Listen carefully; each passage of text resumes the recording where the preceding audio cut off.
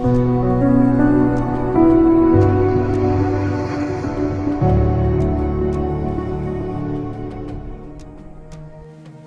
දිනවල රතු රසදිය ගැන විශාල කතාබහක් වගේම උනන්දුවක් ඇති වී තිබෙනවා. පැරණි FM රේඩියෝ සහ CRT වර්ගයේ රූපවාහිනී යන්ත්‍රයන්වල රතු රසදිය ඇති බවත් ඒවා ලක්ෂ ගණනක වටිනාකමකින් යුතු බවත් ඔබ අසා ඇති.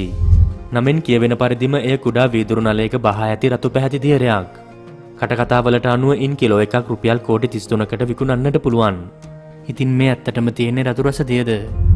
සාමාන්‍ය රසදිය කියන්නේ ඝන සහ ද්‍රව අවස්ථාවන් දෙකෙහිදීම හොඳින් විදුලිය සන්නායනය කරන දෙයක්. එම නිසා ඇතැම් පැරණි විද්‍යුත් උපකරණවලට රසදිය භාවිතා කරා. පැරණි රේඩියෝ සහ රූපවාහිනී යන්ත්‍රයන්වල ඒවා දැක ගන්නට පුළුවන්. ඒවා රතු පැහැට හැරී තිබෙන්නේ ඔක්සිජන් සමග ප්‍රතික්‍රියා කිරීම නිසායි. එම නිසා එම නල තුල ඇත්තේ ඔක්සිකරණය වූ රසදිය මිසක් රතු රසදිය නොවේයි. රසදිය මිනිස් සිරුරට අධික විෂ සහිත නිසා මේ දේවල් අතපත ගෑමෙන් ඔබ වඩාත් ප්‍රවේශම්ය යුතුයි. ඇතැම් විට ඔබ සතුවත් මේ කියන විදිහේ පැරණි FM රේඩියෝවක් හෝ රූපවාහිනී යන්ත්‍රයක් ඇති. ඉතින් ඔබට ඒ ඉල්ලුම් කරුවෙකු වෙත විකිණිය හැකිද? මතක තබා ගන්න, ඔබ ඒ සුළු හෝ මුදලකට විකුණුවොත් ඔබද විශාල වංචාවකට සහභාගී වී තිබෙනවා. මොකද රතු රසදිය යනු තනිකරම මිනිසුන් මුලා කරන මිත්‍යාවක්. යමෙකු ඔබෙන් මිලදී ගන්න එම රතු රසදිය ඔහු තවත් කෙනෙකු රවටමින් විශාල මුදලකට විකුණනවා. එහෙමත් නොමැතිනම් යමෙකු සතු මුදල් මංකොල්ල කන්න භාවිතා කරන්න පුළුවන්. ඒ තනිකරම නීති විරෝධී ක්‍රියාවකි. මොකද වංචනිකයින් රතු රසදිය වලට ව්‍යාජ වෙළඳපොළක් නිර්මාණය කර තිබෙන්නේ ඒවා රන්තරම් වටිනා බව පවසමින්. ඉතින් අද වීඩියෝ එකෙන් අපි රතු රසදිය ගැන කතා කරමු. රතු රසදිය පිළිබඳව නොයෙකුත් කටකතා පැවතියේ මීට සත වර්ෂ ගණනකට පෙර සිටයි. මේ වන විට රතු රසදිය මිලදී ගන්නන් සහ විකුණුම්කරුවන්ද අන්තර්ජාලය තුල ඕනෑතරම් සිටිනවා. ඉතින් සත වර්ෂ ගණනාවක් පුරාවට මෙම රතු රසදිය සමාජය තුල නොනැසී පැවතියේ කෙසේද? ඇතමුන් විශ්වාස කරන්නේ රතු රසදිය යනු පුරාණ ඊජිප්තු මමිවල මුව තුලින් සොයාගත හැකි විශ්මිත සුව කිරීමේ හැකියාවක් සහිත රසායනයක් බවයි. ඒ වගේම ලෝක විනාශය පවා සිදු කිරීමට සමත් අවියක් නිපදවීමට හැකි රසායනිකයක් බවටද තවත් විශ්වාසයක් තිබෙනවා. YouTube එකේ රතු රසදිය ලෙස පරීක්ෂා කර බැලුවොත් එහි විශ්මිත ගුණාංගයන් පෙන්වන වීඩියෝ දහස් ගණනක් දැක ගන්නට පුළුවන්. එක්තරා වීඩියෝකින් පෙන්වා දෙන විදියට රතු රසදිය සතුව වැම්පයර් වැනි ගුණාංගයන් තිබෙනවා. නමුත් රතු රසදිය යනු තනිකරම මිත්‍යාවකි. රතු රසදිය යනුවෙන් දෙයක් ඇත්තටම ඇත්තේ නැහැ. මීළඟට අපි කතා කරන්නේ රතු රසදිය සෙවීම ආරම්භ වුණේ කෙසේද කියා. ඕස්ට්‍රේලියාවේ සිඩ්නි වල මැක්වාරි විශ්වවිද්‍යාලයේ මානව විද්‍යාංශයේ ප්‍රධානී ලීසා වින් මහත්මිය මේ ගැන විශේෂ ප්‍රකාශයක් කර තිබුණා. ඇය පවසා සිටියේ මෙම රතු රසදිය වංචනික පුද්ගලයන් විසින් සිදු කරන භයානක සෙල්ලමක් බවයි. කෝටි ගණනක මුදලක් රැගෙන එන ගැනුම්කරුවා අවසානයේදී ඔවුන් විසින් මංකොල්ල කනු ලබනවා. එහෙමත් නොමැතිනම් ඇය පවසන්නේ ගැනුම්කරුවන් තම කාලය නාස්ති කර ගන්නා බවයි. මෙවැනි වංචනික දේවල් වලට ගොදුරු වන්නේ මොන වගේ පුද්ගලයින්ද යන්න ඔබ සිතනවා ඇති. මහාචාර්යනී ලීසා වින් මහත්මිය තම අත්දැකීමක් ඇසුරෙන් මෙසේ පැහැදිලි කරා. ඒ ඇය ගීසා පිරමීඩ ආශ්‍රිතව රාජකාරී කරමින් සිටි අතරතුරදී මුහුණ දෙනු ලැබූ සිදුවීමකි. දිනක් ආචාර්ය හවාස් මහතාව මුණ ගැසීමට සෞදිවල රජකුමාරයෙක් පැමිණියා. ඔහුගේ මව සිටියේ කෝමා තත්වයක. එම සෞදි කුමාරයා තම මව සුවපත් කර ගැනීම සඳහා ඔහුගේ සියලු ශක්තිය සහ ධනයද වැය කර තිබුණා. පළමුව ඔහු තම මව සුව කර ගැනීම සඳහා ගියේ සෞදි අරාබියේ ෂෙයික්වරයෙකු වෙතයි. ෂෙයික්වරයෙකු යනු ඇදහිල්ලෙන් ලෙඩ රෝග සුව කරන කෙනෙක්. එහිදී ඔහු සෞදි කුමාරයාට පවසා සිටියේ මව කෝමා තත්වයෙන් නැගිටුවීමට හැකි අරුම පුදුම රසායනයක් ඇති බවයි. ඔහු පැවසුවේ ඒ සොයා ගැනීමට හැකියාව තිබෙන්නේ ඊජිප්තුවේ මමිවල උගුර ඇතුළෙන් බවයි. එම නිසා ඔහුට පවසා තිබුණේ ඊජිප්තුවට ගොස් එහි පුරාවිද්‍යාඥයෙකුගෙන් ඒ ගැන විමසන ලෙසයි. එවිට රතු රසදිය ලෙස හඳුන්වන්නේ අරුම පුදුම රසායනය සොයා ගැනීමට හැකි වෙනු ඇති බව ඔහුට වැඩිදුරටත් පවසා තිබුණා. ඉතින් ඔහු සෞදි අරාබියේ සිටි ඊජිප්තුවට පැමිණ ආචාර්ය හවාස් මහතාව මුණ ගැසුණු විට ඔහුට කරුණු පැහැදිලි කර දීමට කටයුතු කරා. එනම් ඔබේ මවගේ සෞඛ්‍ය තත්ත්වය ගැන කනගාටු වෙන බවත් රතු රසදිය යනුවෙන් හඳුන්වන දෙයක් ඇත්තටම නොමැති බවයි. මහාචාර්යනී ලීසා වින් මහත්මියට මේ අලුත් අත්දැකීමක් වුණාට අනෙකුත් පුරාවිද්‍යාඥයින්ට නම් එය 아무තු දෙයක් නොවේයි. මොකද රතු රසදිය ලෙස හඳුන්වන අරුම පුදුම රසායනයක් ගැන විමසමින් සෞදියේ ධනවතුන් නොවුන් හමුවට නිරන්තරයෙන්ම පැමිණෙනවා. මොකද ඔවුන් විශ්වාස කරන්නේ සීළු රෝග සුව කරන රතු රසදිය යනුවෙන් හඳුන්වන අරුම පුදුම රසායනයක් ඊජිප්තුවේ පාරාවවරුන් සමග මිහිදන් කර ඇති බවයි.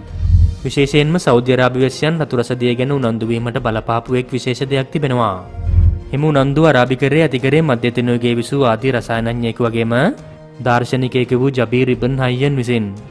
ඔහු ඔහුගේ ග්‍රන්ථයක ලියා තිබුණේ මෙලොව පහළ වූ වටිනාම රසායනය පිරමීඩ තුල සැඟවී ඇති බවයි. මෑතකදී රතු රසදිය ගැන තවත් විශාල කටකතාවක් පැතිර ගියා. ඒ තමයි වවුල් කූඩු වලින් රතු රසදිය සොයාගන්න පුළුවන් කියන එක. වවුලන් කූඩු තනන්නේ නැති වුණත් ඒ ගැන නොදැනුවත් මුදලට කෑදර මිනිසුන් ස්වභාවික පරිසර පද්ධති වනසමින් රතු රසදිය සෙවීමට කටයුතු කරා. ඒ වවුල් කතාව තවදුරටත් වැඩි දියුණු කරමින් තවත් කටකතාවක් පැතර ගියේ රතුරසදිය පැමිණෙන්නේ වැම්පයර් වවුලන්ගෙන් බවයි. එම අරුම පුදුම රතුරසදිය රසායනයේ වූ විස්මිත බව පෙන්වන ව්‍යාජ වීඩියෝ YouTube එක තුල ඕනෑතරම් දැක ගන්නට පුළුවන්. ඒ අසලට සුදු ලුණු ලං කළ විට එය විකර්ෂණය වෙන දර්ශනයන්, රත්රන් වලට ආකර්ෂණය වෙන දර්ශනයන් සහ ඒ අසලින් කණ්ණාඩියක් තැබූ විට එහි ප්‍රතිබිම්බයක් දිස් නොවන දර්ශනයන්ද වීඩියෝ වල තිබෙනවා. රතුරසදිය වල ව්‍යාජ ගුණාංගයන් ඉන් පමණක් නතර වන්නේ නැහැ. ඊට ජින්වරු කැඳවීමේ හැකියාවක් ඇති බවට විශාල මතයක් තිබෙනවා. ජින්ස් යනු අරාබියානු ජනප්‍රවාදවල එන අමනුෂ්‍ය ජීවීන් කොට්ටාශයක්. 2009 දී රතුරසදිය හා සම්බන්ධ තවත් කටකතාවක් සෞදි අරාබියේ පැතිර ගියා. එනම් ඊජිප්තුවේ සොහොන් ගෙවල් බිඳීමකින් තොරව සහ වවුල් වසුරු අතපත ගහන්නේ නැතිව රතුරසදිය ලබාගත හැකි තවත් ක්‍රමයක් ඇති බවයි. එනම් පැරණි සිංග මහන මැෂින් වලින්. ඉතින් මෙම සාමාන්‍ය උපකරණ ඩොලර් දහස් ගණන් වලට විකිණුණා. ඒ සමගම ආරක්ෂකාංශද මේ වංචාව පිළිබඳව සෙවීමට පරීක්ෂණ දියත් කරා. මෙම රතුරසදිය වංචාවට පනපුවපු තවත් විශේෂ දෙයක් තිබෙනවා. ඒ සිදු වුණේ 1980 දශකයේදී. නැගෙනහිර යුරෝපය තුළ කොමියුනිස්ට් රෙජිමේ බිඳ වැටීමත් සමග ඔවුන්ගේ න්‍යෂ්ටික ද්‍රව්‍යවලට සිදු වුණේ කුමක්ද යන්න සමාජයේ විශාල කතිකාවතක් ඇති වුණා. ඉතින් එම කාලයේදී සෝවියට් විද්‍යාගාර තුළ පෙර කිසිවෙකු නොදත් න්‍යෂ්ටික අමුද්‍රව්‍යයක් නිර්මාණය කර තිබූ බවත් පසුව ඒවා ඇතැම් පුද්ගලයන් විසින් විකිණීමට කටයුතු කර තිබෙන බවට කටකතාවක් පැතිර ගියා. මාක් හිබ්ස් කියන මාධ්‍යවේදියා එම අභිරහස් ද්‍රව්‍ය පිළිබඳව විශේෂ විමර්ශනයක් සිදු කරා. එම න්‍යෂ්ටික අමුද්‍රව්‍ය හැඳින්වීමට භාවිතා කරේ රතුරසදිය කියන වචනයයි. ඉතින් මෙම රතුරසදියේ කතාව අපි කලින් සඳහන් කරපු කතාවන්ට වඩා හාත්පස වෙනස්. මේ ඊට වඩා භයානක මුහුණුවරක් ඒ සඳහා ලබා දුන්නා කිව්වොත් නිවැරදි. මොකද සෝවියට් රුසියාව විසින් නිපද වූ බව කියන එම රතුරසදිය කුඩා ප්‍රමාණයකින් උනන්ත් විශාල න්‍යෂ්ටික පිපුරුමක් ඇති කිරීමට හැකියාව ඇති බවයි බොහෝ දෙනෙක් විශ්වාස කරේ. එම රතුරසදිය කළු වෙන දපොළ වෙත ගියොත් ඒ අනවශ්‍ය පුද්ගලයන් අතට පත්වේවි කියන බියකුත් එදා සමාජයේ ඇති වී තිබුණා. නමුත් මාක් හිබ්ස් මාධ්‍යවේදියා පසුව වාර්තා කර සිටියේ බටහිර රජයන් විසින් ඒ ගැන විශේෂයෙන් විමර්ශනය කරත් එවැන්නක් සොයා ගැනීමට නොහැකි වූ බවයි. මාක් හිබ්ස් මහතාට රුසියානු විද්‍යාඥයෙකු පැවසූ තවත් විශේෂ ප්‍රකාශයකට අනුව රතුරසදිය යනුවෙන් හඳුන්වා තිබුණේ න්‍යෂ්ටික සමස්ථානිකයෙකි. ඒ ගැන රුසියානු රජයෙන් විමසා සිටියත් රුසියානු රජය ඒ ගැන අදහස් දක්වා තිබුණේ නැහැ. ඔබ දන්නවද ඉස්ලාම් අන්තවාදී කණ්ඩායම් මෙම රතුරසදිය මිලදී ගැනීමට ඇත්තටම උත්සාහ කර තිබෙනවා. නිව්යෝක් ටයිම්ස් වාර්තා කරපු පරිදි තුර්කියේදී එවැනි පුද්ගලයෙකු අත්අඩංගුවට ගෙන තිබෙනවා. එපමණක් නොවේ. 2004 දී බ්‍රිතාන්‍යයේදීද රතුරසදිය මිලදී ගන්නට ගිය 3 දෙනෙකු ත්‍රස්තයින් වශයෙන් සලකා අත්අඩංගුවට ගනු ලැබුවා. අසල්වැසි ඉන්දියාවේදීත් මෙම ජාවාරමක් කොටු කර ගැනීමට ඉන්දියාවේ සලීම් නගරයේ පොලිසිය සමත් වුණා. රතුරසදිය බව පවසමින් මුදල් වංචාවක් සිදු කිරීමට සූදානම් වූ 5 දෙනෙකු එහිදී අත්අඩංගුවට ගෙන තිබුණා. සමාජ ජාල වෙබ් අඩවිවල පළ කරපු වෙළඳ දැන්වීමකින් තමයි යෝන් ගණුම් කරුවන්ව සොයාගෙන තිබුණේ. ඒ විකිණීමට ඔවුන් කතා කරගෙන තිබුණේ ඉන්දියානු රුපියල් කෝටි 3ක් වැනි මුදලකටයි. ඉතින් ඔබ රතුරසදිය යනුවෙන් පවසමින් දෙයක් විකුණුවත් හෝ මිලදී ගත්තොත් ඔබ නොදැනුවත් හෝ නීති විරෝධී දෙයකට සම්බන්ධ වෙන බව මතක තබා ගන්න. අන්තර්ජාලයේ පළවෙන වෙළඳ දැන්වීම් සහ ඇතැම් වීඩියෝ වලින් තමයි රතුරසදිය මිත්‍යාව තදින් ව්‍යාප්ත වුණේ. එම මිත්‍යාව නව පරම්පරාවටද සම්ප්‍රේෂණය වන්නේ සමාජ මාධ්‍ය තුලින්. ක්‍රොේෂියාවේ සග්‍රෙබ්බී සංවිධාන අපරාධ මැඩලීමේ ඒකකයේ විසින් රතුරසදිය හා සම්බන්ධ නීති විරෝධී වංචාවක් සඳහා සහභාගී වූවන් අත්අඩංගුවට ගනු ලැබුවා. එහිදී රතුරසදිය බව පවසන දීරයක් ඇතුළත් කුඩා නලයක්ද ඔවුන්ට සොයා ගැනීමට හැකි වුණා. ඉතින් මෙම සැකකටයුතුදේ විද්‍යාගාර පරීක්ෂාවන්ට ලක් කිරීමේදී පෙනී ගියේ එහි මේ කියන රසායනිකයන් නැති බවයි. එනම් රසදිය යකඩ ක්‍රෝමියම් නිකල් වැනි මූලද්‍රව්‍යයන්. ඉතින් එම නිසා එහි රතුරසදිය බවට සැක කළ හැකි කිසිවක් හමු වී නැහැ. ඉතින් මෙම විද්‍යාගාර පරීක්ෂණයෙන් පවා පෙනී යන්නේ මෙය තනිකරම වංචාවක් බවයි.